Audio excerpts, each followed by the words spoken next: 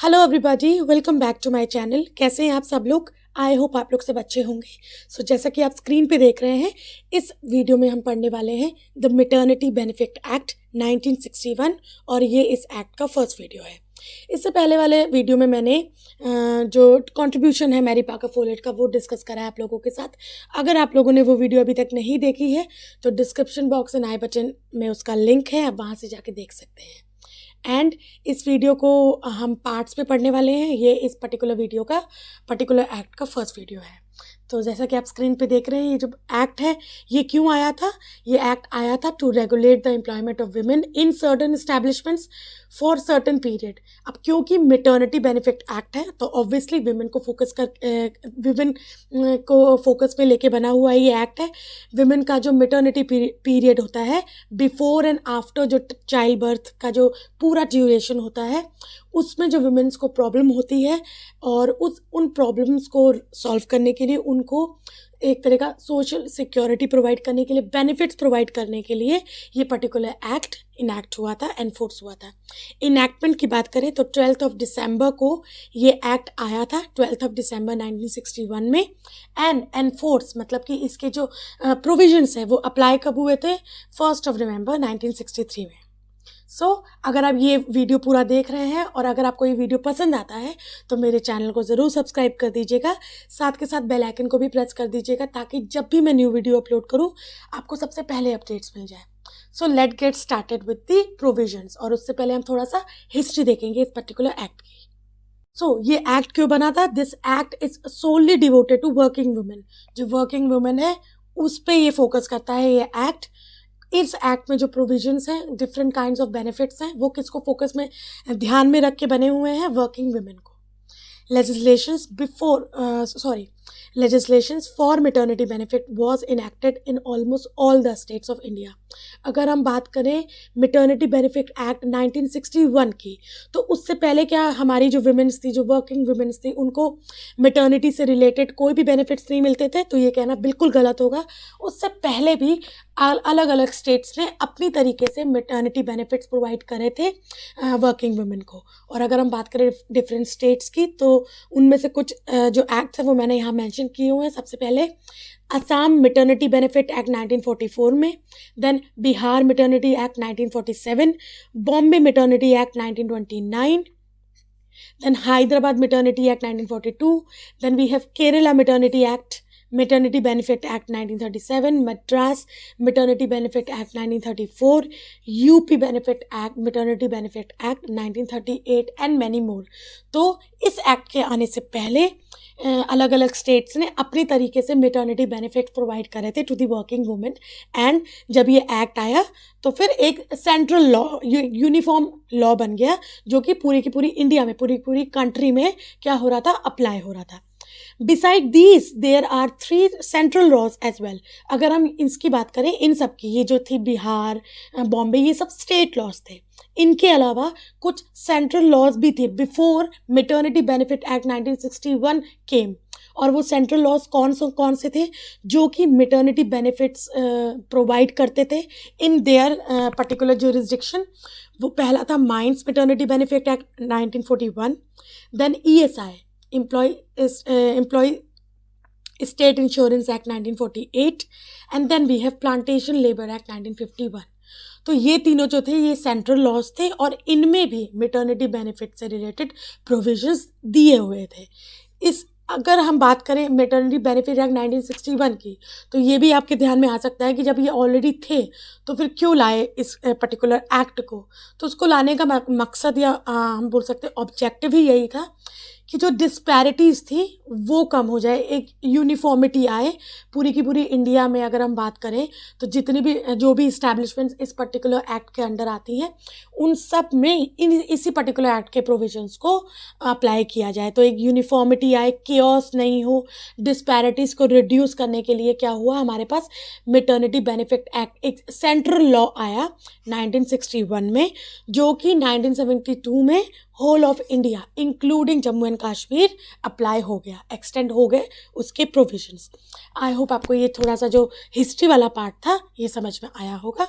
Moving to the sections, अभी हम पढ़ते हैं सेक्शन 1 से स्टार्ट कर रहे हैं ये पर्टिकुलर एक्ट, ये मतलब इसके प्रोविजंस। सेक्शन 1 में आता है short title extent and commencement. This act may be called maternity benefit act 1961। It extends to whole of India. It shall come into force on such date, तो इसको हटा देते हैं हम, ये एक एरर है, such date as a be notified in this behalf in the official gazette. तो जो भी ऑफिशियल गजेट होगा, जो भी नोटिफिकेशन आया होगा, उसमें जो भी डेट्स दी होंगी उन डेट्स के अकॉर्डिंग ये क्या हो जाएगा, इसके प्रोविजंस अप्लाई हो जाएंगे। इन रिलेशन टू माइंस, अगर हम माइंस की बात करें, and to any other establishments where in persons are employed for exhibition of equestrian, acrobatic and other performances by the central government in relation to other establishment in a state by the state। तो basically अगर हम बात करें central government की बात करें तो कहाँ कहाँ अप्लाई होगा, जो भी इक्वेस्टेरियंस जो भी काम होते हैं, एक्रोबैटिक्स टाइप के काम होते हैं, परफॉर्मेंसेस रिलेटेड जो काम होते हैं, माइंड्स के जो काम होते हैं, वो सारी की जो इस्टेब्लिशमेंट्स है वो सेंट्रल गवर्नमेंट गवर्न करता है, तो वहाँ पर सेंट्रल गवर्नमेंट रूल करेगी। एंड उसके बाद अगर हम स्टेट की बात करें तो स्टेट गवर्नमेंट नोटिफिकेशंस जो लाएगी उसके अकॉर्डिंग इस पर्टिकुलर एक्ट के प्रोविजंस अप्लाई हो जाएंगे। तो ये वाला स्लाइड इतना ज़्यादा इंपॉर्टेंट नहीं है, बस आपको क्या याद रखना है, आपको थोड़ा बहुत यहाँ याद रखना है हिस्ट्री वाले पोर्शन में, प्लस आपको ये वाली डेट्स याद रखनी है। इन एक्ट कब हुआ था 12 दिसंबर 1961 को, एनफोर्स कब हुआ था 1 नवंबर 1963 को, एंड ऑल्सो 1972 से ये पैन इंडिया अप्लाई हो गया था। तो ये भी आपको ध्यान में रखने की बहुत ज़्यादा ज़रूरत है, एग्जाम में पूछा जा सकता है। एप्लीकेशन ऑफ द एक्ट, अभी ये जो नंबरिंग हुई है जैसे कि 1 and 2 दैट इज सेक्शन, तो आप प्लीज़ ये चीज़ कंफ्यूज मत होइएगा, this is section 2। Application of the act, यहाँ से जो इंपॉर्टेंट प्रोविजंस है वो स्टार्ट हो जाएंगे। It applies in the first instance to every establishment being a factory, mine, plantation। तो हर वो establishment जो factory है, mine है, plantation है, including any such establishment belonging to government, and to every establishment wherein persons are employed for the exhibition of equestrian, acrobatic and other performances, and to every shop and establishment wherein the meaning of any law for the time being in force in relation to shop and establishment in a state in which 10 or more persons are employed or were employed on any day preceding 12 months। तो ये apply कहाँ कहाँ होगा, हर वो factory, mines, plantations में, shop and establishments में, equestrian ऐसे establishment जो कि एक्रोबैटिक्स से रिलेटेड हो, परफॉर्मेंसेस से रिलेटेड हो, इक्वेस्टेरियन से रिलेटेड हो, जो कि हॉर्स राइडिंग वाला एक वो होता है, कोई जॉब होता है, उससे रिलेटेड हो। तो जहाँ पर 10 या उससे ज़्यादा पर्सन्स किसी भी साल प्रीवियस ईयर के पूरे साल में किसी भी एक दिन ऑन एनी वन डे अगर एम्प्लॉय होते हैं, किससे 10 या उससे ज़्यादा वर्कर्स, तो वहाँ पर ये पर्टिकुलर एक्ट अप्लाई हो जाएगा। Provided that the state government may, with the approval of the central government, after giving not less than 2 months notice। और इसमें एक और ऐड किया गया पॉइंट, वो ये है कि स्टेट गवर्नमेंट अगर चाहे सेंट्रल गवर्नमेंट के अप्रूवल के बाद और 2 महीने का नोटिस देने के बाद वो क्या कर सकती है, अपनी इंटेंशन कौन सी, पहले क्योंकि यहाँ बोला जा रहा है कि हर वो फैक्ट्री, माइन, प्लांटेशन और ऐसी परफॉर्मेंसेस या ऐसी इस्टेब्लिशमेंट जहाँ पर एक्रोबैटिक्स और डिफरेंट काइंड ऑफ परफॉर्मेंसेस होती हैं, या इक्वेस्टेरियन ऐसा कोई जॉब है, या शॉप्स जहाँ पर 10 या उससे ज़्यादा लोग काम करते हैं, प्रीवियस ईयर में किसी भी एक दिन काम कर रहे होंगे, तो वहाँ पर ये एक्ट अप्लाई हो जाएगा। अभी इसका एक एक्सेप्शन ये भी है कि स्टेट गवर्नमेंट चाहे तो सेंट्रल गवर्नमेंट की अप्रूवल के बाद ही और 2 महीने के नोटिस देने के बाद ही इस चीज़ को एक्सटेंड कर सकती किसी भी इस्टेब्लिशमेंट में, किसी भी any class of any other establishment का मतलब है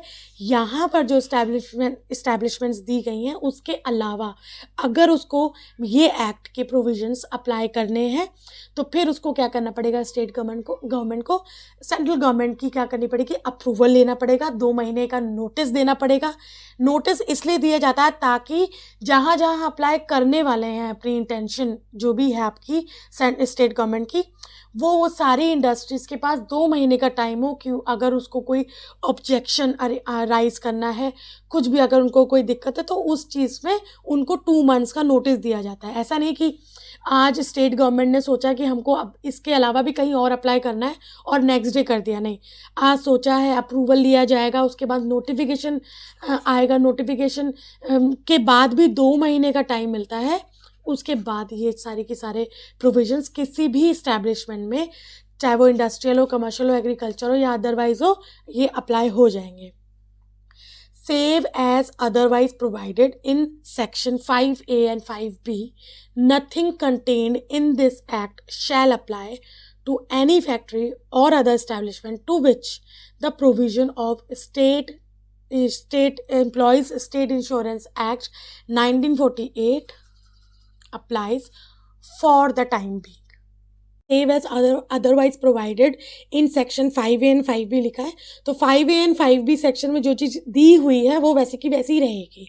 तो भी क्या दिया हुआ है ये हम आगे पढ़ेंगे, लेकिन इसमें ये लिखा है कि 5A and 5B में जो चीज़ें दी हुई हैं वो वैसी रहेंगी, उसको सेव मतलब वो सेव रहेंगी।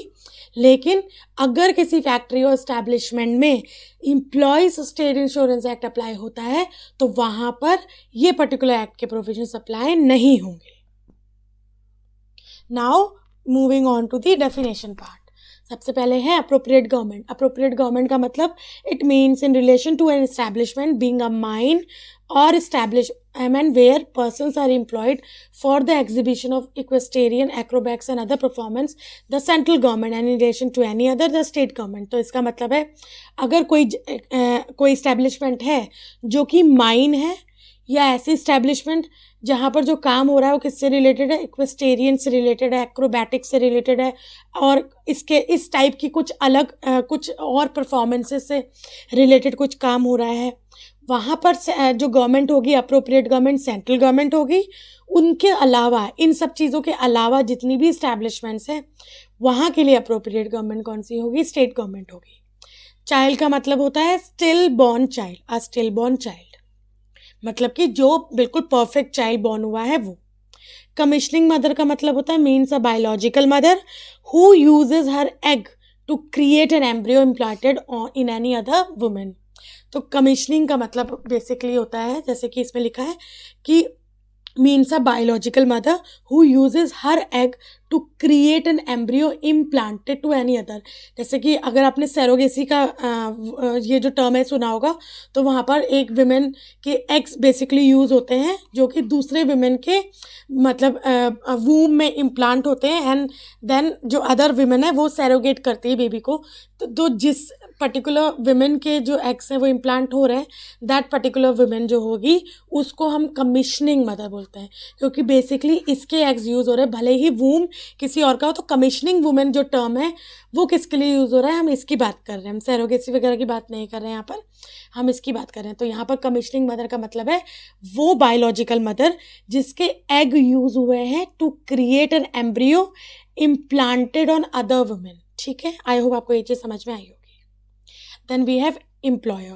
Employer का मतलब in relation to an establishment which is under the control of government, a person। अगर कोई establishment गवर्नमेंट के कंट्रोल में है तो वहाँ पर कोई पर्सन या अथॉरिटी जो कि गवर्नमेंट ने अपॉइंट करी है for the supervision and control of employees उसको हम बोलेंगे एम्प्लॉयर। अगर ऐसी कोई अथॉरिटी एम्प्लॉयड नहीं है तो फिर उस पर्टिकुलर इस्टेब्लिशमेंट का जो हेड होगा डिपार्टमेंट के उन हेड को हम बोलेंगे एम्प्लॉयर।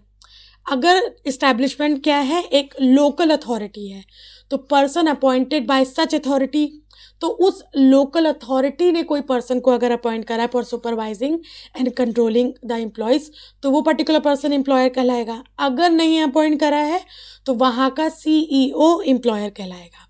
इसके अलावा कोई और केस होता है तो पर्सन और द अथॉरिटी जिसके पास अल्टीमेट कंट्रोल होगा over the affairs of the establishment and where the said affairs are entrusted to any person और अगर ऐसा कोई पर्सन है जिसको हम मैनेजर बोल रहे हैं, जिसके ऊपर सारे की सारी रिस्पॉन्सिबिलिटी है, इस्टेब्लिशमेंट की सारी जिम्मेदारी दी गई है, या तो हाँ वो मैनेजर हो सकता है, मैनेजिंग डायरेक्टर हो सकता है, मैनेजिंग एजेंट हो सकता है, या किसी भी XYZ नेम से पुकारा जा रहा हो, उसको हम बोलेंगे एम्प्लॉयर। क्योंकि एम्प्लॉयर जो टर्म है बेसिकली उस पर पूरा का पूरा बर्डन आ जाता है बहुत सारी चीज़ों का, कैसे पे करने हैं बेनिफिट्स एंड ऑल। इसलिए एम्प्लॉयर की जो डेफिनेशन है कि किस इंसान को या किस व्यक्ति को हमें एम्प्लॉयर बोलना है, हम एम्प्लॉयर मानेंगे अगर कोई दुविधा आती है। अगर लेट सपोज जो बेनिफिट्स है उसको पे करना है तो हम बोल रहे हैं कि एम्प्लॉयर पे करेगा, तो अब एम्प्लॉयर मतलब कौन, तो तब उस पर्टिकुलर चीज़ के लिए यहाँ पर डेफिनेशन दी है कि अगर कोई गवर्नमेंट है, जहाँ कोई इस्टेब्लिशमेंट जो कि under the control of government है, तो या तो उस गवर्नमेंट ने कोई पर्सन को ऑथराइज करा हुआ है सुपरवाइज करने के लिए एम्प्लॉयज़ को, तो उसको हम एम्प्लॉयर बोलेंगे। अगर ऑथराइज नहीं किया है तो उस पर्टिकुलर इस्टेब्लिशमेंट का हेड एम्प्लॉयर कहलाएगा। अगर लोकल अथॉरिटी है तो उस अथॉरिटी लोकल अथॉरिटी ने किसी पर्सन को सुपरविजन करने के लिए रखा है, उसको एम्प्लॉयर बोलेंगे। अगर कोई पर्सन नहीं है तो फिर वहाँ का CEO चीफ एग्जीक्यूटिव ऑफिसर कहलाएगा एम्प्लॉयर। ये दोनों ही चीज़ें नहीं है, अगर इस्टेब्लिशमेंट कोई और ही इस्टेब्लिशमेंट है तो फिर ऐसा पर्सन जिसके ऊपर अल्टीमेट कंट्रोल होगा over all the affairs of the establishment, चाहे फिर उस पर्सन को हम मैनेजर बोल रहे हो, MD बोल रहे हो, मैनेजिंग एजेंट बोल रहे हो, या किसी भी नाम से पुकार रहे हो, उसको हम एम्प्लॉयर बोलेंगे। इस्टेब्लिशमेंट कौन हुआ? इस्टेब्लिशमेंट, हम इतनी देर से इस्टेब्लिशमेंट वर्ड यूज़ कर रहे हैं, बहुत सारे एक्ट्स में यूज़ करते हैं, तो और इस एक्ट में भी ऑब्वियसली यूज़ कर रहे हैं। तो इस एक्ट के अकॉर्डिंग इस्टेब्लिशमेंट का मतलब क्या हुआ? इस्टेब्लिशमेंट एक फैक्ट्री को बोला जा सकता है, mine, plantation and establishment where a person, या तो ऐसी इस्टेब्लिशमेंट को भी इस्टेब्लिशमेंट बोलते हैं, ऐसी जगह जहाँ पर कोई इंसान एग्जीबिशन कर रहा है ऑफ इक्वेस्टेरियन का मतलब होता है जैसे एक तरह से हॉर्स राइडिंग, जो घुड़सवारी होती है उसको इंग्लिश में बोलते हैं। एक्रोबैटिक कुछ ऐसा काम कर रहा है और अदर परफॉर्मेंसेस, तो वो पर्टिकुलर प्लेस को भी हम इस्टेब्लिशमेंट बोलेंगे। कोई शॉप और इस्टेब्लिशमेंट हो, या establishment to which provisions of the act has been declared under the subsection 1 of section 2 to be applicable। Factory कौन हुई? फैक्ट्री वही है जो कि फैक्ट्रीज एक्ट के सेक्शन 2 क्लॉज M में डिफाइंड है। मिसकैरेज का मतलब क्या हुआ? मिसकैरेज को अगर डिफाइन करना है तो हम कैसे करेंगे? Means expulsion of content of pregnant uterus at any period prior और during 26 weeks of pregnancy but does not include miscarriage that the causing of which is punishable under IPC। तो ऐसा मिसकैरेज जो IPC के under punishable नहीं है तो उसको हम इस पर्टिकुलर मिसकैरेज में इंक्लूड नहीं करेंगे। अदरवाइज मिसकैरेज का जो बायोलॉजिकल जो एक प्रोसेस होता है कि जिसकी वजह से मिसकैरेज होता है, मिसकैरेज का मतलब होता है जब आपने कंसीव कर लिया है एज अ वुमेन, आपके अंदर बेबी डेवलप हो रहा है, उसके अगर किसी मिस हैपनिंग की वजह से वो जो एग है वो चीज़ अगर रुक जाता है वो डेवलपमेंट, तो हम उस पूरे प्रोसेस को हम बोल सकते हैं मिसकैरेज हो गया है। तो लेकिन बशर्ते वो जो मिसकैरेज है वो ऑफेंसिव ना हो, अंडर पनिशेबल ना हो अंडर IPC, तो उस मिसकैरेज को हम इंक्लूड करेंगे। आई होप आपको, वैसे ये इतना मतलब इससे रिलेटेड क्वेश्चंस नहीं पूछे जाते हैं ये डेफिनेशन से, लाइक मिसकैरेज वाली। नाउ कम्स वेजेस, इससे डेफिनेशंस इस डेफिनेशन से क्वेश्चंस अराइज हो सकते हैं। वेजेस का मतलब क्या हुआ? एंड हाँ, अगर आप लोग ये एक्ट पहली बार देख रहे हो, वीडियो पहली बार देख रहे हो, तो मैं बता दूं कि जो भी एक्ट होता है हर एक्ट के डेफिनेशंस उसी एक्ट पे अप्लाई होंगे। लेट्स से वेजेस है तो वेजेस की जो डेफिनेशन हम पढ़ रहे हैं तो आप केवल ये मानो कि मैटरनिटी बेनिफिट एक्ट के लिए ही वेजेस की ये डेफिनेशन अप्लाई होगी, किसी और एक्ट के लिए वो वेजेस की डेफिनेशन अप्लाई होगी जो उस एक्ट में दी हुई है। तो हम एक पर्टिकुलर वेज की डेफिनेशन को यूनिवर्सल नहीं मान सकते। अब वेज का मतलब मीन्स ऑल रेम्यूनरेशन पेड और payable in cash to a woman in terms of contract of employment express और employed were fulfilled and include. और इसके साथ वेजेस का मतलब है सारे के सारे रेम्यूनरेशन जो पे किए जा रहे हैं in cash to the women within the contract of the employment, जो भी कॉन्ट्रैक्ट है अंडर द एम्प्लॉयमेंट, उस कॉन्ट्रैक्ट के तहत एक्सप्रेस और एम्प्लॉयड कॉन्ट्रैक्ट के तहत जो भी रेम्यूनरेशन पे किया जा रहा है वो, और उसके साथ साथ और क्या क्या इंक्लूड होगा रेम्यूनरेशन वेजेस में, कैश अलाउंस जैसे कि DA, house rent allowance, incentive bonus, money value of concessional supply of food grains, ये भी हम रेम्यूनरेशन मानेंगे। लेकिन क्या वेजेस की डेफिनेशन में इंक्लूड नहीं होगा? Any bonus other than incentive bonus, ये जो इंसेंटिव बोनस दिया गया है इसके अलावा अगर कोई और बोनस है तो वो वेज नहीं माना जाएगा। कोई ओवर टाइम अर्निंग है, कोई डिडक्शन या पेमेंट हुआ है, वो वेज नहीं माना जाएगा। जैसे कि ऑन एनी डिडक्शन और payment made on account of fine, हम उसको वेज नहीं मानेंगे। एनी कॉन्ट्रीब्यूशन पेड और payable by the employer to any pension या प्रोविडेंट फंड में जो भी कंट्रीब्यूशन पे किया जाता है वो वेजेस की डेफिनेशन में नहीं आएगा, ग्रेचुटी वेजेस की डेफिनेशन से बाहर है। This is also very important. Now comes section 4, employment of or work by women prohibited in certain period. तो कुछ टाइम पीरियड के लिए जो वुमेन है उसको काम करना, उसका काम करना या उसको काम में रखना दोनों ही प्रोहिबिटेड है, दोनों ही निषेध हैं आप बोल सकते हो। आप उसको मतलब एक तरह से इलीगल बोल सकते हो कि वो लॉफुली आप वो चीज़ नहीं जज कर सकते। तो वो क्या है हम उसको वो देख रहे हैं। नो एम्प्लॉयर शैल नोइंगली, तो यहाँ जो कैच है वो क्या है? नोइंगली।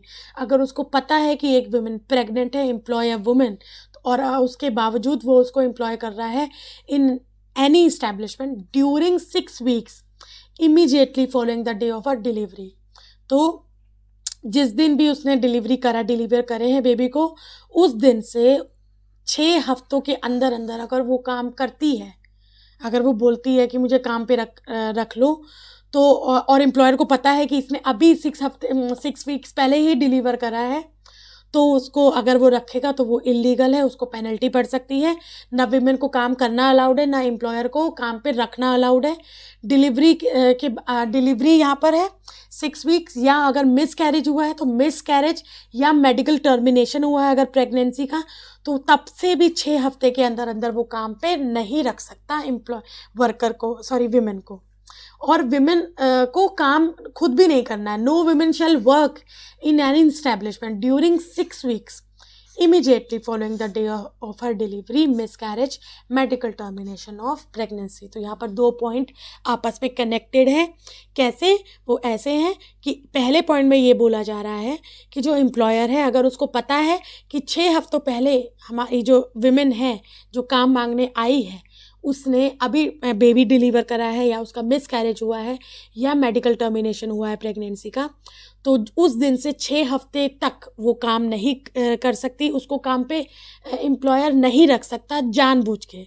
अगर उसको नहीं पता है वो बात अलग है, लेकिन अगर उसको पता है तो नहीं रख सकता। एंड ना ही वो रख सकता है और ना ही विमेन खुद अगर ऐसा बोले एम्प्लॉयर कि मैं तो मना कर रहा था और विमेन खुद करना चाह रही है, मतलब विमेन करना चाह रही है, मैंने उसको ज़बरदस्ती नहीं रखा, तो वो भी पेनल्टी पड़ेगा, क्योंकि विमेन को भी अलाउड नहीं है कि वो करे और एम्प्लॉयर को भी अलाउड नहीं है कि वो उसको काम पे रखे। तो दोनों तरफ से ये इलीगल माना जाएगा, प्रोहिबिटेड माना जाएगा। Without prejudice to the provision of section 6, no pregnant woman shall on a request being made by her in this behalf, जैसे कि मैंने अभी आपको बताया, be required by her employer to do the work during the period specified in subsection 4, any work which is of arduous nature। subsection 4 में जो दिया हुआ है हम पढ़ेंगे अभी। तो अगर लेट सपोज जैसे कि मैंने आपको बताया, विमेन बोलती रिक्वेस्ट करती कि मुझे काम पे रख लो, तो भी वो काम पे नहीं रख सकता एम्प्लॉयर। कैसा काम? जो भी सबसेक्शन 4 में जो भी पीरियड दिया हुआ है उस पीरियड के दौरान काम पे नहीं रख सकता। अगर काम कैसा है? बहुत ही लेबरस काम है, हार्ड वर्क मांग रहा है, खड़े होके काम करना है, बहुत ही मेहनत वाला काम है, और ऑब्वियसली उसकी कहीं ना कहीं हेल्थ पे वो आ सकता है, तो नहीं रख सकता। which involves long hours of standing, which is in any ways likely to interfere with her pregnancy। और ये जो पॉइंट है, इस पॉइंट को अगर हम पढ़ें तो हम ये देख पाएंगे या समझ पाएंगे कि ये किस पे फोकस कर रहा है, कि अगर वो प्रेग्नेंट है, अभी तक हम पढ़ रहे थे कि डिलीवरी के 6 हफ्ते तक उसको काम पे नहीं रखना, अभी अगर वो प्रेग्नेंट भी है वाइल शी इज़ कंसीविंग, वो अभी प्रेग्नेंट है, उस दौरान भी अगर उसका जो काम है वो बहुत हार्ड वर्किंग है, खड़े होके करने वाला है या बहुत लेबरस काम है, ऐसा काम जिसकी वजह से उसके फीटस, उसके चाइल्ड पे जो अभी बॉर्न नहीं हुआ है उस पे उसको उसकी हेल्थ को अफेक्ट कर सकता है, मदर की हेल्थ को अफेक्ट कर सकता है एडवर्सली, तो वो उसको अलाउड नहीं है एम्प्लॉयर को उसको काम पे रखना। भले ही it is the request made by the women herself. जो प्रेग्नेंट वुमेन अगर वो खुद भी बोल रही है, प्रेग्नेंट है, वो खुद बोलेगी इस दौरान मैं काम करना चाहती हूँ, तो भी नहीं कर सकता, प्रोवाइडेड जो काम है वो बहुत लेबरस वर्क है, खड़े होके करने वाला काम है, बहुत ही लेबर मांग रहा है, बहुत ही हार्ड वर्क मांग रहा है। वो पीरियड कौन सा है वो देख लेते हैं। जैसे कि हमने पढ़ा था कि period specified under sub section 4, उस पीरियड के दौरान वो काम नहीं कर सकती, इवन अगर उसने खुद रिक्वेस्ट करी है। तो पीरियड कौन सा है? The period of 1 month immediately preceding the period of 6 weeks before the expected delivery. अब जैसे आज डिलीवरी होनी है, इससे पहले जो 6 हफ्ते का टाइम है, इस 6 हफ्ते से पहले का जो 1 month है, इस दौरान भी वो काम नहीं कर सकती अगर काम बहुत ही लेबरस वर्क है। ठीक है, ये फर्स्ट पॉइंट है। Any period during the set 6 weeks of which pregnant woman does not avail leave of absence. और ये 1 month को अगर छोड़ दे तो इसके बाद का जो 6 हफ्ता है, डिलीवरी से पहले वाला 6 हफ्ता, जिसमें अगर उसने एब्सेंस नहीं लिया है तो भी वो काम नहीं कर सकती। Any period during the said period of 6 weeks for which the pregnant women does not avail leave of absence under section 6। I hope आपको ये चीज़ समझ में आई होगी। उसने प्रेगनेंसी जो, जैसे कि हम अभी पढ़ेंगे, जो भी उसको मैटरनिटी लीव मिलती है, अगर जिस दिन उसकी डिलीवरी उससे 6 हफ्ते पहले उसने लीव उसको नहीं अवेल करवाई है, तब भी उस हफ्तों के दौरान, उस पर्टिकुलर 6 weeks के दौरान उसको एम्प्लॉयर काम पे नहीं रख सकता, प्रोवाइडेड काम डिमांड कर रहा है long hours of standing and it's of arduous nature, laborious work है, और which is likely to adversely affect rather the fetus, the mother and the child as well। तो ऐसे केस में उसको अलाउड नहीं होगा। तो ये जो टाइम पीरियड है ना सेक्शन 4 का, सब सेक्शन 4 का, दिस इज़ वेरी इंपॉर्टेंट। तो अब इसको प्लीज़ इसको अच्छे से समझ लीजिए कि अब मैं आपको एक बार और बता देती हूँ इसमें क्या लिखा है। Without prejudice provision of section 6। Section 6 में क्या है वो हम अभी पढ़ेंगे। No pregnant woman shall, on the request being made by her, be required by her employer to do work during a specific period। कोई भी प्रेग्नेंट वुमेन, चाहे वो खुद ही रिक्वेस्ट कर रही है कि मुझे काम पे रख लो, फिर भी एम्प्लॉयर उसको सब सेक्शन 4 में जो भी टाइम पीरियड दिया है उस टाइम पीरियड के दौरान काम पे नहीं रख सकता। जो वर्क है, अगर वो वर्क आर्डियस नेचर का, बहुत लेबरस वर्क है, घंटों खड़े रहने का काम है, मेहनत का काम है, और जिस काम को करते समय या करने के दौरान इट इज़ लाइकली दैट उसको उसकी हेल्थ को, चाहे मदर की हेल्थ हो या जो बेबी है उसकी हेल्थ हो, उस पर एडवर्सली अफेक्ट कर सकता है। वो टाइम पीरियड क्या है? टाइम पीरियड है जो भी प्रेगनेंसी है। जैसे आज अगर प्रेगनेंसी की एक्सपेक्टेड डिलीवरी डेट है, जैसे कि डॉक्टर्स दे देते हैं कि लेट्स से इस मंथ पे आपकी एक्सपेक्टेड डिलीवरी है, तो जो भी डेट है उससे 6 हफ्ते पहले का जो टाइम होता है 6 weeks का, उस टाइम पीरियड से पहले का जो 1 month होता है उस समय, और जो 6 weeks का टाइम है उस समय, अगर उसने भले ही लीव अवेल नहीं करवाई है तब भी। आई होप आपको ये चीज़ समझ में आई होगी। Now we have section 5, right to payment of maternity benefit.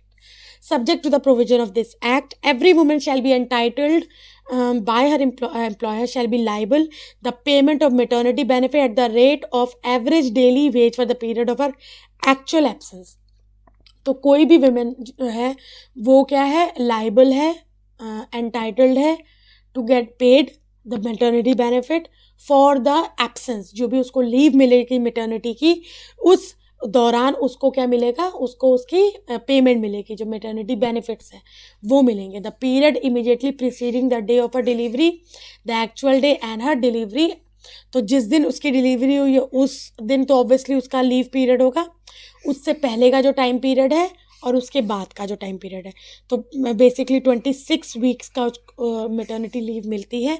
तो 26 weeks में जो कुछ हफ्ते पहले के हैं एंड कुछ हफ्ते बाद के हैं, मतलब कि I think 12 sorry not 12, I think 13 weeks पहले एंड 13 वीक्स बाद का जो टाइम पीरियड होता है वो होगा। तो डिलीवरी से पहले वाला जो टाइम पीरियड है दैट इज़ ऑल्सो इम्पॉर्टेंट, जिस समय उसको मेटर्निटी बेनिफिट मिलेगा, and after that particular day of delivery उस समय भी उसको उसका जो वो लाइबल है वो एलिजिबल है to get the benefit, maternity benefit, और डिलीवरी के बाद का जो टाइम पीरियड होता है उसमें।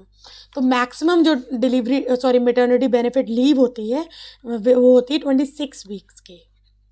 पहले ये 12 वीक्स का था, 6 weeks before and 6 weeks after the delivery including the day of delivery, लेकिन अब ये बढ़ के 26 हो गया है। आई होप आपको ये चीज़ समझ में आई होगी। For the purpose of this section the average daily veg, अब एवरेज डेली वेज के अकॉर्डिंग किस रेट के अकॉर्डिंग मिलेगा उसको बेनिफिट, एवरेज डेली वेज के अकॉर्डिंग।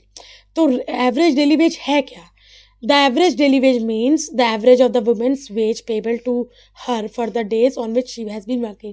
अगर वो वर्क कर रही है नॉर्मल डेज में, तो उस समय जो भी उसको मिलता है, जो भी उसको वेजेस है, उस डेली वेजेस वो मिलेंगे उसको as a average daily wage during the period of 3 calendar months immediately preceding the date from which she absents herself. अब let's suppose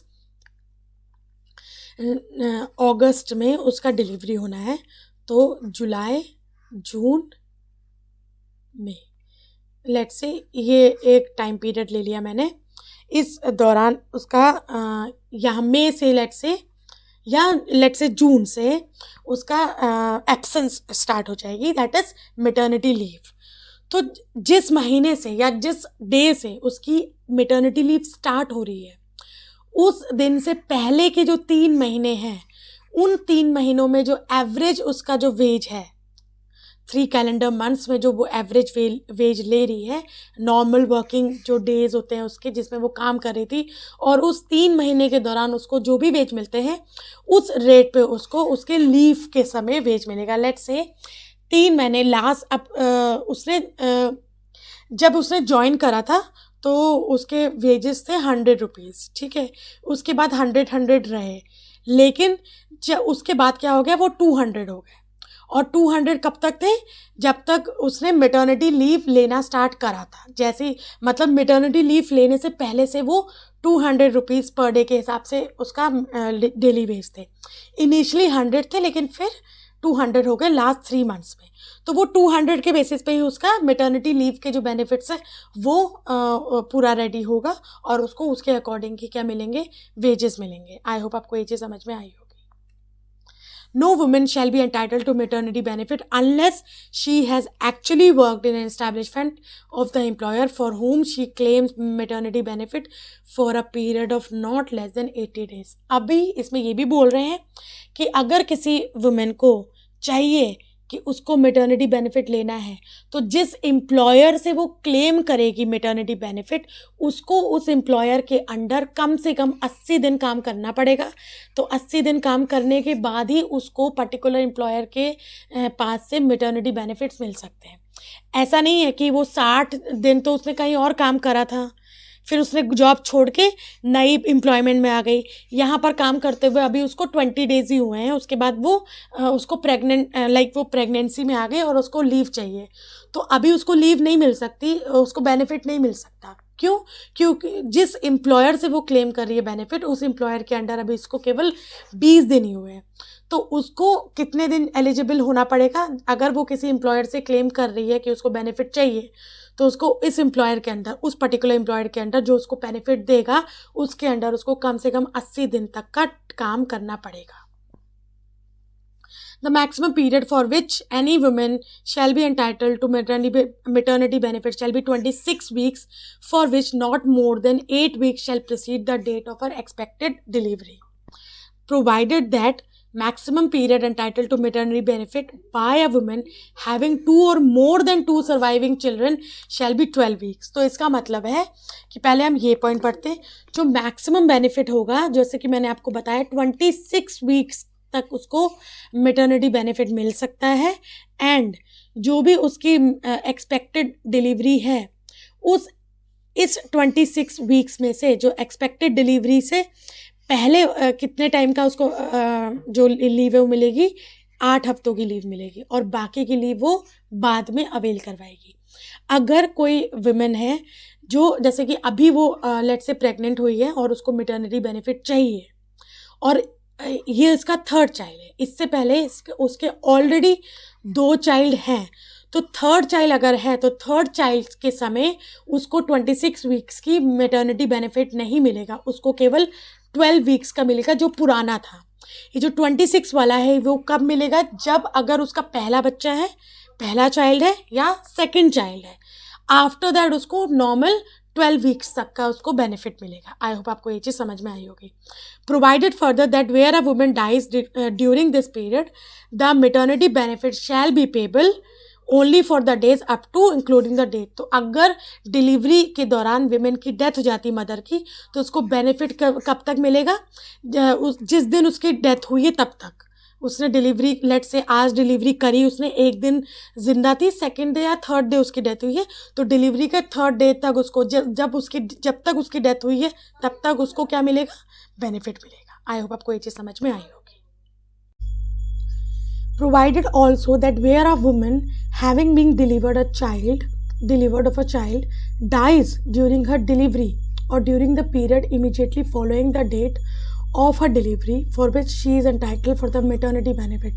तो इसमें लिखा है कि अगर कोई विमेन जिसने जो डिलीवरी कर रही है चाइल्ड की, वो ड्यूरिंग डिलीवरी जिसकी डेथ हो जाती है या डिलीवरी के बाद का जो टाइम पीरियड होता है उसमें उसकी डेथ हो जाती है, जिस टाइम पीरियड में उसको मैटरनिटी बेनिफिट वो एंटाइटल्ड है लेने की, leaving behind in either case the child, और केवल मदर की डेथ हुई है, यहाँ पर चाइल्ड की नहीं हुई है, तो चाइल्ड अभी है, तो एम्प्लॉयर क्या करेगा, employer shall be liable for the maternity benefit for that entire period, but if child also dies during the set period then for the days up to and including the death of the child.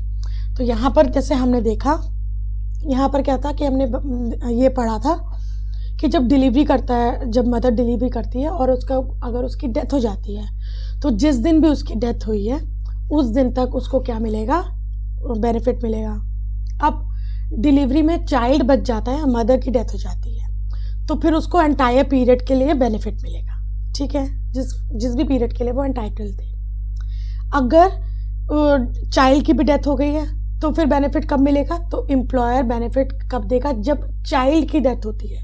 तो let suppose पहले अगर हम बोले, ऐसा suppose करें कि अगर पहले मदर की डेथ हुई है और फिर चाइल्ड की डेथ हुई है तो हम चाइल्ड की डेथ तक बेनिफिट देंगे। अगर दोनों की साथ ही हुई है तो बात अलग है।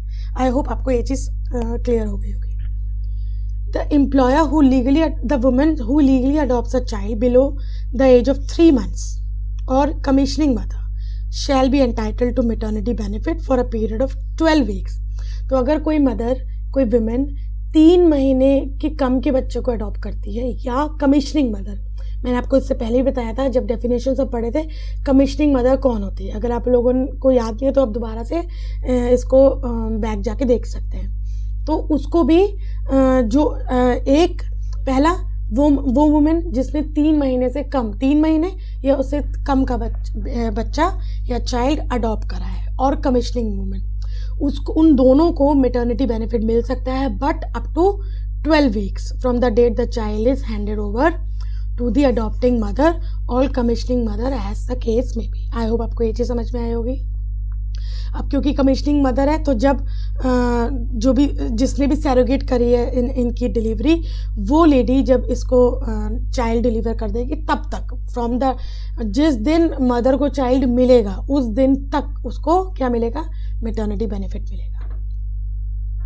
सॉरी, उस दिन से उसको मैटरनिटी बेनिफिट मिलेगा। In case where the nature of the work assigned to a woman is of such nature that she may work from home, the employer may allow her to do so after availing the maternity benefit for such period and on such condition as employer and women may mutually agree। अगर women का जो काम है वो ऐसा है कि वो घर से काम कर सकती है तो फिर उसका जो बेनिफिट है उसके अकॉर्डिंग दिया जाएगा और दोनों को अग्री करना पड़ेगा किसी पर्टिकुलर सिचुएशन पे कि हाँ ऐसा ऐसा कर सकते तो आप ऐसा भी कर सकते हो। तो this is also the case कि अगर वर्क फ्रॉम होम हो सकता है एक वुमेन के लिए तो उसको वो भी करना अलाउड होगा।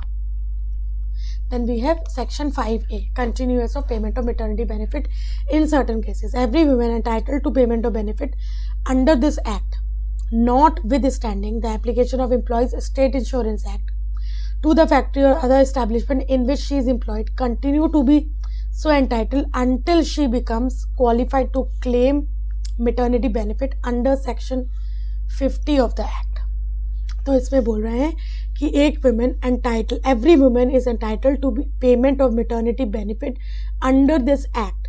और यहाँ पर इस पर्टिकुलर एक्ट के लिए हम वो चीज़ नहीं देखेंगे जो कि एम्प्लॉय स्टेट इंश्योरेंस के प्रोविजन से रिलेटेड हो, वो चीज़ हम नहीं देख रहे। तो अभी हमको केवल इतनी चीज़ पढ़नी है, इस चीज़ को हटा दो। Every women entitled to the payment of maternity benefit under this act notwithstanding the application of Employees State Insurance Act 1948। तो इस लाइन को आप एक तरह से रिमूव करो अभी।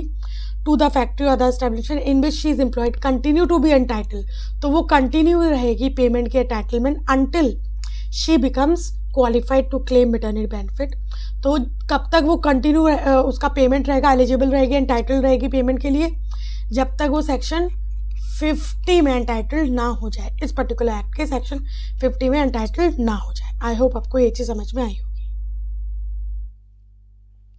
Section 5B, every woman who is entitled in a factory और other establishment to which provisions of employ state insurance act apply and whose wages excluding remuneration of overwork, तो ओवर टाइम वेजेस यहाँ पर exclude करे गए, for a month exceed the amount specified in sub clause B of clause 9 of section 2। तो ये इसको कैसे लिखा जाएगा इस पूरे फ्रेज को, section 2 of clause 9 clause B, ठीक है। And C, who fulfills the condition specified in subsection 2 of section 5 shall be entitled to the payment of maternity benefit act। अब इसमें बोल रहा है payment of maternity benefit act in certain cases. कोई भी women, हर कोई वुमेन जो कि फैक्ट्री में एम्प्लॉयड है, एस्टैब्लिशमेंट में एम्प्लॉयड है और जहाँ पर एम्प्लॉय स्टेट इंश्योरेंस एक्ट के प्रोविजंस अप्लाई होते हैं, वो वुमेन जिसके वेजेस क्या है एक्सक्लूडिंग, ये वेजेस में ओवर टाइम वेजेस एक्सक्लूड नहीं किए गए, जिनके वेजेस किससे फॉर अ मंथ एक्सीड करते हैं द अमाउंट स्पेसिफाइड, कौन सा कहाँ अमाउंट स्पेसिफाई किया गया है, in section 29B of that act. कौन सा act, employ state insurance act. And who, ये सी पॉइंट है, who fulfils the condition specified in subsection 2 of section 5 shall be entitle. तो दो चीज़ें हैं, वो वुमेन जो उस फैक्ट्री में काम करती जहाँ एम्प्लॉय स्टेट इंश्योरेंस एक्ट लगता है, प्लस उसके वेजेस एक्सीड करते हैं उस अमाउंट से जो अमाउंट स्पेसिफाइड है section 29B, section 2 sub clause B का क्लॉज 9 के सब क्लॉज बी में मेंशन है, और 1 मंथ से इंक्रीज करते हैं, प्लस जो कि सेक्शन 5 की सबसेक्शन 2 की कंडीशंस को फुलफिल करता है। अब वो कौन से सेक्शंस की बात हो रही है यहाँ पर एम्प्लॉय स्टेट इंश्योरेंस एक्ट के सेक्शंस की बात हो रही है।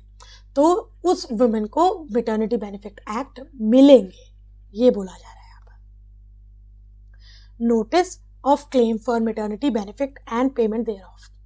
Any woman employed in establishment and entitled to maternity benefit under the provision of this act may give notice in writing। तो जो कोई भी वुमेन है जो कि एलिजिबल है मैटरनिटी बेनिफिट लेने के लिए, तो क्या करेगी, रिटन में एक नोटिस देगी, एक पर्टिकुलर जो भी स्टैंडर्ड फॉर्मेट होता है उसमें, किसको, टू द एम्प्लॉयर, उस एम्प्लॉयर को, उसके खुद के एम्प्लॉयर को, जिससे वो क्लेम करेगी बेनिफिट, जिसमें वो क्या स्टेट करेगी, क्या लिखेगी, that her maternity benefit and any other amount to which she is entitled under this act may be paid to her or to such person as she may nominate. उस particular notice में, और वो notice किस format में होगा, जो भी format एक प्रॉपर लीगल फॉर्मेट होता है इस पर्टिकुलर एरिया में, मैटरनिटी बेनिफिट के एरिया में जो भी फॉर्मेट है, उस फॉर्मेट में रिटन नोटिस देगी टू द एम्प्लॉयर। उसमें लिखेगी कि और कौन सा एम्प्लॉयर, जिस एम्प्लॉयर से वो बेनिफिट क्लेम कर रही है, कि उसको क्या मिलना चाहिए, मैटरनिटी बेनिफिट मिलना चाहिए इस पर्टिकुलर टाइम पीरियड के लिए। एंड अगर उसको नहीं मिल रहा है तो ऑब्वियसली लेट्स से अगर डेथ हो जाती है तो नॉमिनी बना के रखते हैं, तो हम नॉमिनी वगैरह के बारे में आगे पढ़ेंगे।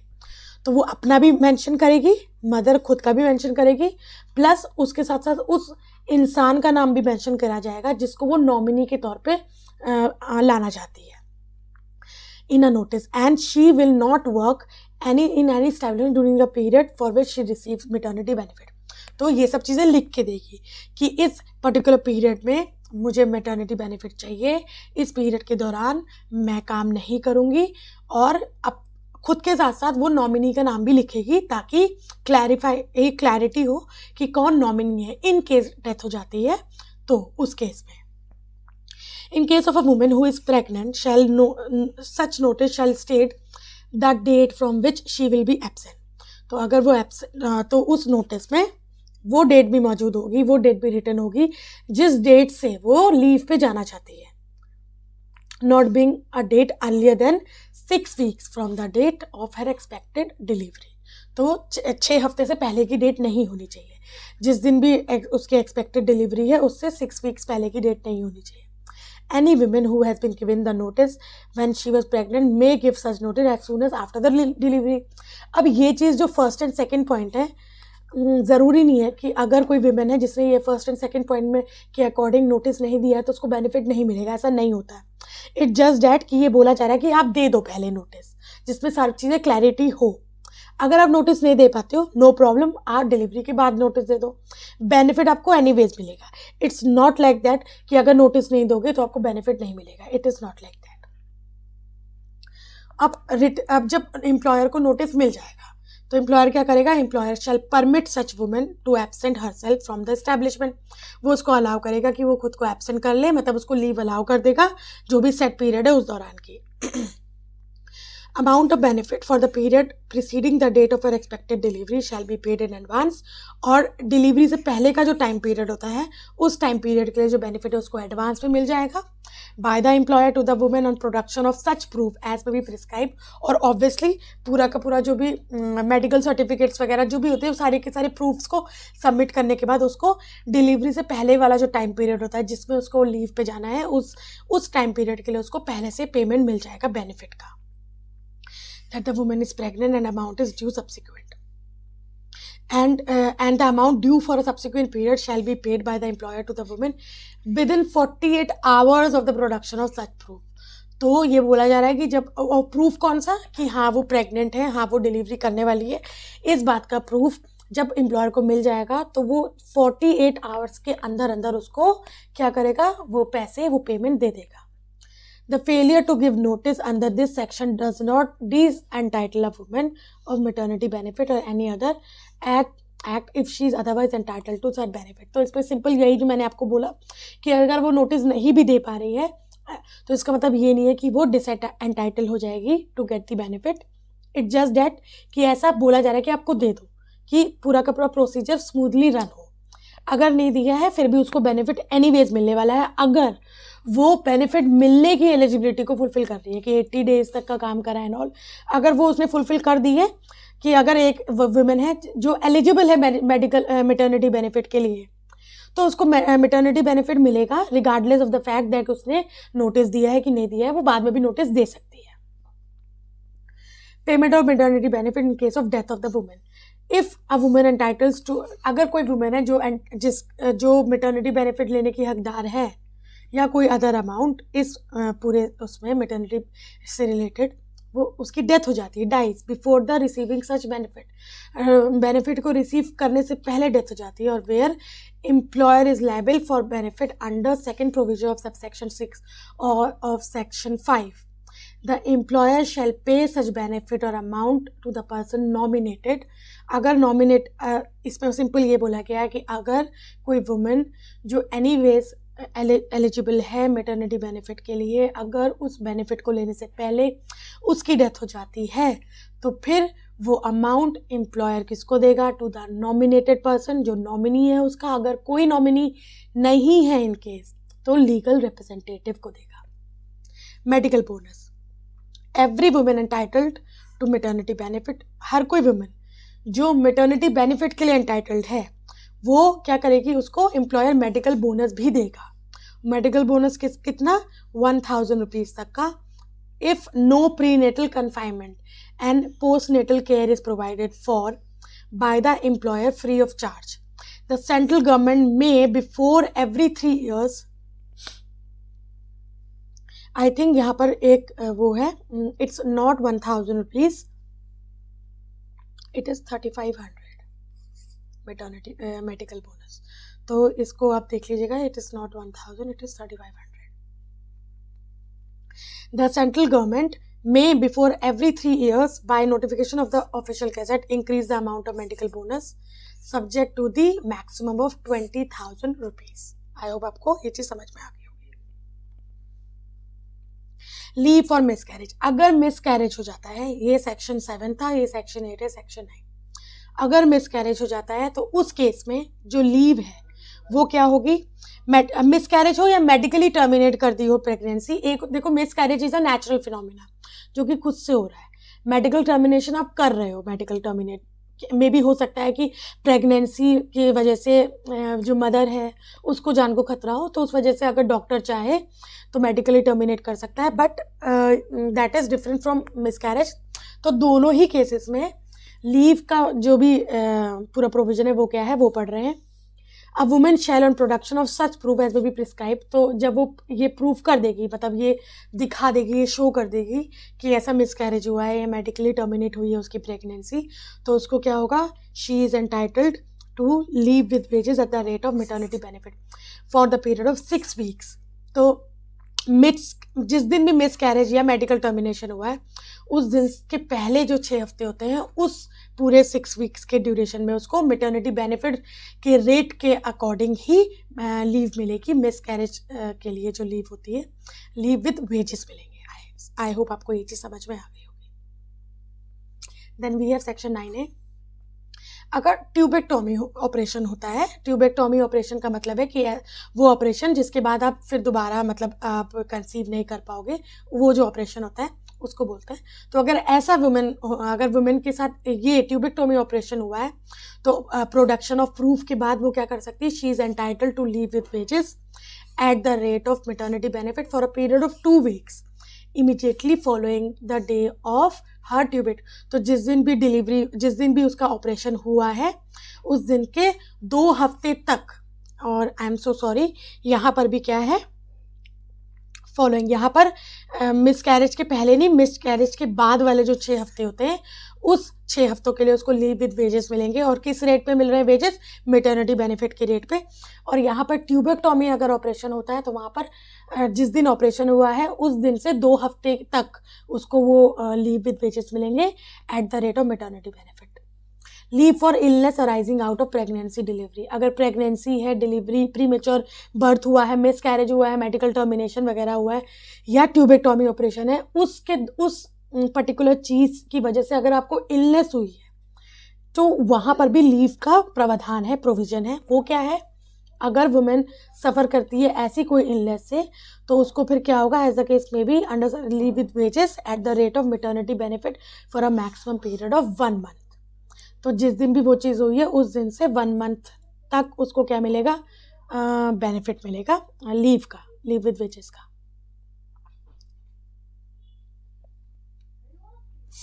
Then we have section 11 nursing break. Every women delivered of a child, हर कोई वुमेन जो कि चाइल्ड डिलीवरी करती है, जो चाइल्ड डिलीवर कर रही है, who returns to a duty after delivery, और अपने पूरा मेडिकल बेनिफिट के बाद रिटर्न करती है, अपनी जॉब पे वापस आती है, जो भी उसका लीव वगैरह था उसने सब लेके जब वो जॉब पे वापस आती है तो उसको नर्सिंग ब्रेक का मतलब होता है वो दिन में कितनी बार अपने बेबीज को फीड कर सकती है। तो नर्सिंग ब्रेक उसको कब मिलेंगे, जब तक उसका चाइल्ड 15 महीने तक का नहीं हो जाता, तो टिल 15 मंथ्स। तो मतलब लाइक अगर किसी का चाइल्ड 16 मंथ का है तो फिर उसको नहीं मिलेंगे। तो 15 मंथ तक के चाइल्ड के लिए उसको 2 ब्रेक्स मिलेंगे, 2 ब्रेक्स उसको फीडिंग के लिए मिलेंगे। और ये जो आपका जो ब्रेक होता है लंच ब्रेक एंड ऑल, उसके अलावा वाला ब्रेक है, जो रेस्ट इंटरवल होते हैं उसके अलावा वाला जो ब्रेक है वो, मतलब रेस्ट इंटरवल और जनरल लंच ब्रेक तो मिलते ही मिलते हैं, बट नर्सिंग ब्रेक अलग से मिल सकते हैं पूरे दिन में 2 बार। 11A crash facility. तो क्रैश फैसिलिटी का कब होगा? तो हर इस्टेब्लिशमेंट जहाँ पर 50 या उससे ज़्यादा विमेन वर्कर्स काम करते हैं वहाँ पर क्रैश की फैसिलिटी प्रोवाइड करवानी चाहिए। किसको? जो भी एम्प्लॉयर है वहाँ पर क्रैश की फैसिलिटीज़ प्रोवाइड करवाएगा। एंड हाँ, provided that employer shall allow 4 visits a day to the creche by a women. तो एक वुमेन, क्योंकि क्रैश है तो ऑब्वियसली वहाँ बेबीज होंगे, तो दिन में 4 बार आप अपने बेबीज को देखने के लिए क्रैश में विजिट कर सकते हो। Every establishment shall intimate in writing and electronically to every woman at the end of her initial appointment regarding every benefit। तो हर इस्टेब्लिशमेंट को ये रिटन में इंटीमेट करना पड़ेगा, रिटन में भी एंड इलेक्ट्रॉनिक मोड के थ्रू भी, जो भी वुमेन नई नई अपॉइंट होती हैं उनको सारे के सारे बेनिफिट्स के बारे में। Then we have dismissal during pregnancy. So इसमें क्या है कि जब वुमेन जो है, जो भी वुमेन है जो मिटर्निटी बेनिफिट लेने के लिए एंटाइटल्ड है, तो वो प्रोविज़न के अकॉर्डिंग लीव पे जाती है और मैटरनिटी लीव पे जाती है, तो उसको उस दौरान एम्प्लॉयर डिस्चार्ज या डिसमिस नहीं कर सकता। उसके साथ साथ अगर वो लेट से लीव पे नहीं गई है, शी इज़ प्रेग्नेंट, अब अभी तक लीव पे नहीं गई है, तो उस प्रेगनेंसी के दौरान भी उसको क्या नहीं कर सकता? डिस्चार्ज या डिसमिस नहीं कर सकता, इस इंटेंशन से कि अगर अभी कर देगा तो फिर बाद में उसको मैटरनिटी बेनिफिट देने से बच जाएगा, वो मेडिकल बोनस देना पड़ेगा। अगर ये इंटेंशन से वो ऐसा कर भी सकता है तो वो ऐसा ना करे, इसलिए उसको ये प्रोविज़न लाया गया है। येट ये भी बोला गया है अगर कोई ऐसा मिसकंडक्ट है, कोई ग्रॉस मिसकंडक्ट जो कि प्रिस्क्राइब्ड है, लॉ के अंदर दिया गया है, और अगर वो करती है वुमेन तो उसको डिस्चार्ज और डिसमिस किया जा सकता है, लेकिन उससे पहले उसको रिटन एक कम्युनिकेशन देना पड़ेगा टू द वुमेन। उसके बाद क्या किया जा सकता है? उसको उसके बेनिफिट एंड मेडिकल बोनस से डिप्राइव किया जा सकता है। एंड अगर जो वुमेन जिसको ऐसे डिप्राइव किया गया है मेडिकल बेनिफिट, मेडिकल बोनस से, मैटरनिटी बेनिफिट से डिस्चार्ज और डिसमिस किया गया है, तो जिस दिन भी उसको डिस्चार्ज या डिसमिस किया गया उसको ये इन्फॉर्म किया जाता है कि आपको ऐसा कर दिया गया, उसके बाद ये कम्युनिकेशन पहुंच चुका है, उस दिन से 60 डेज़ के अंदर वो क्या कर सकती है? अपील कर सकती है टू दी सेड अथॉरिटी। कोई एक अथॉरिटी है उसको अपील कर सकती है कि जो भी उसका डिस्चार्ज और डिसमिस हुआ है उसके अगेंस्ट में अपील कर सकती है, और वो अपील जिस अथॉरिटी की पास गई है, वो अथॉरिटी का जो भी डिसीजन होगा, अगर वो बोलती है कि डिस्चार्ज और डिसमिसल अच्छा था, मतलब सही था, लॉफुल था, तो वैसा ही रहेगा। अगर वो बोलता है नहीं लॉफुल था तो वैसे ही रहेगा। तो जो भी अपील है वो फाइनल अपील होगी of that particular authority. Then we have section 13 no deduction of wages in certain cases. तो इसमें ये बोला जा रहा है कि अगर एम्प्लॉयर विमेन को, अभी हमने थोड़ी देर पहले पढ़ा था कि विमेन को वर्क फ्रॉम होम भी करने की इजाज़त होती है, या नर्सिंग ब्रेक्स मिलते हैं, तो वर्क फ्रॉम होम में अगर वो बोलता है कि आप घर से काम कर रहे हो, कम काम कर रहे हो, तो मैं आपकी सैलरी या वेजेस काटूंगा, तो वो ऐसा नहीं कर सकता। देन उसके बाद वो नर्सिंग ब्रेक के दौरान अगर वो जो ब्रेक्स मिलते हैं उसके लिए पैसे काटना चाहे तो वो भी नहीं कर सकता, क्योंकि अगर वो ऐसे डिडक्शंस करेगा तो वो अनलॉफुल होंगे। Appointment of inspector. इंस्पेक्टर कौन अपॉइंट करते हैं? अप्रोप्रिएट गवर्नमेंट अपॉइंट करती है, और उसका जुरिसडिक्शन कि कितने एरिया तक उसकी पावर चलेगी वो भी कौन डिसाइड करता है? Appropriate government. अपॉइंटमेंट्स जो होंगे इंस्पेक्टर के, उसके ड्यूटीज़ एंड रिस्पॉन्सिबिलिटीज़ या पावर क्या होंगी कि वो किसी भी रीजनेबल टाइम पे एंटर कर सकता है अपने असिस्टेंट्स के साथ, कोई गवर्नमेंट अथॉरिटी, कोई पर्सनल के साथ एंटर कर सकता है प्रीमाइसेस में जहाँ पर वुमेन काम करती है, वहाँ पर एग्जामिनेशन कर सकता है, इंस्पेक्ट कर सकता है, कोई डॉक्यूमेंट्स को प्रोड्यूस मतलब वो डिमांड कर सकता है कि उसको कोई डॉक्यूमेंट्स चेक करने हैं तो एम्प्लॉयर को देना पड़ेगा, वो उसकी ड्यूटी के अंदर आता है। एंड उसके पास ये पावर है कि वो एग्जामिन कर सकता है कोई भी डॉक्यूमेंट्स को, कोई भी रिकॉर्ड्स को, डॉक्यूमेंट्स को, कुछ भी चीज़ों को एग्जामिन कर सकता है for the inspection purpose. And with this, I end part 1 of Maternity Benefit Act 1961. I hope आपको ये पार्ट समझ में आया होगा। अगर कोई प्रॉब्लम हो, कोई चीज़ कंफ्यूजिंग लगे, कोई प्रोविजन में आपको दिक्कत हो, you can ask me in the comment section. अगर आपको ये वीडियो पसंद आया हो, प्लीज़ मेरे चैनल को ज़रूर सब्सक्राइब कर दीजिएगा, लाइक कर दीजिएगा, शेयर कर दीजिएगा। सो नेक्स्ट वीडियो लेके मैं जल्दी आऊँगी। Till then stay connected with me, keep learning, be safe, bye bye.